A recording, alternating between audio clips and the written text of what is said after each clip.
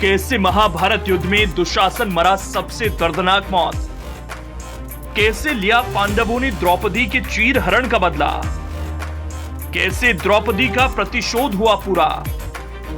पांचाली ने दुशासन के लहू से क्यों धोए अपने बाल। क्यों दुशासन को मिली इस युद्ध में सबसे दर्दनाक मौत। कैसे भीम को युद्ध भूमि में देख बेसुध हो गया था दुशासन। महाभारत युद्ध धरती का सबसे भयंकर युद्ध माना जाता है। कहा जाता है ऐसा युद्ध ना तो कभी किसी ने आज तक देखा और ना ही भविष्य में कभी ऐसा भयंकर युद्ध कभी देखने को मिलेगा। मान्यता है कि इस महायुद्ध को देव, दानव, मानव, किन्नर सभी ने मिलकर लड़ा था, जिसका मकसद केवल धर्म की स्थापना करना था। कहा जाता है कि कौरव और पांडव के बीच कुरुक्षेत्र की रणभूमि में चलने वाला महाभारत का युद्ध 18 दिन तक चला, जिसमें कौरव पक्ष के एक से बढ़कर एक महारथी मारे गए और अंत में पांडव पक्ष की जीत हुई।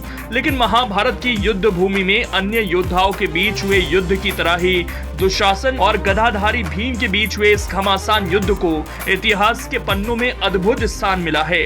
कहा जाता है कि महाभारत के युद्ध में अभिमन्यु वध के बाद दुशासन की दर्दनाक मौत का वर्णन जिस किसी ने भी पढ़ा वो अंदर तक काम गया। किसी पापी को उसके पाप के दंड के लिए ऐसी भी हृदय विदारक मौत मिल सकती है, ये कोई नहीं जानता था। महाभारत के युद्ध में दुशासन वध के अत्यंत भयानक दृश्य को देखकर ऐसा लगता था कि युद्ध भूमि में गदाधारी भीम दुशासन को उसके पापों की सजा देने के लिए अपने साथ अन्य शस्त्रों के साथ एक ऐसे शस्त्र लेकर आए थे जिसने दुशासन वध को इतना भयंकर बना दिया, और वो शस्त्र था प्रतिशोध की ज्वाला, जो गदाधारी भीम के अंदर द्रौपदी के चीर हरण के समय उत्पन्न हुई। ये प्रतिशोध की अग्नि भीम के हृदय में उस समय लगातार प्रज्वलित होती रही जब तक कि दुशासन का जीवन उस प्रतिशोध की आग में झुलस ना गया। आपको बता दें कि दुशासन हस्तिनापुर के महाराज धृतराष्ट्र का पुत्र यानी कुरु वंश का राजकुमार था और वो उम्र में दुर्योधन से छोटा था। दुर्योधन के कहने पर उसने भरी सभा में द्रौपदी का चीर हरण किया। कहा जाता है उस सभा में भीष्म पितामह, गुरु द्रोण और महाराज धृतराष्ट्र समेत कई दिग्गज मौजूद थे, लेकिन किसी ने भी दुशासन के इस महापाप का विरोध नहीं किया और सभी मौन रहे, जिसके कारण भरे दरबार में द्रौपदी को लज्जित होना पड़ा।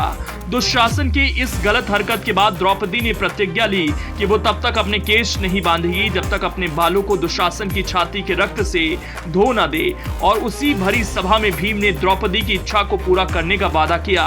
कहा जाता है महाभारत के महारण में जब भीम अपनी प्रतिज्ञा को याद करते हुए दुशासन से युद्ध करने उतरा तो देवता भी इस युद्ध को देखकर चकित रह गए। 100 हाथियों का बल रखने वाले भीम ने जब दुशासन पर प्रहार करना शुरू किया तो उसे ऐसा लगने लगा जैसे भैंसे पर बैठकर मृत्यु के देवता यमराज आकाश मार्ग में उसकी प्रतीक्षा कर रहे हैं। युद्ध के दौरान भीम ने दुशासन की बाह को शरीर से उखाड़कर फेंक दिया और फिर उसकी छाती चीरकर रक्त निकाल दिया।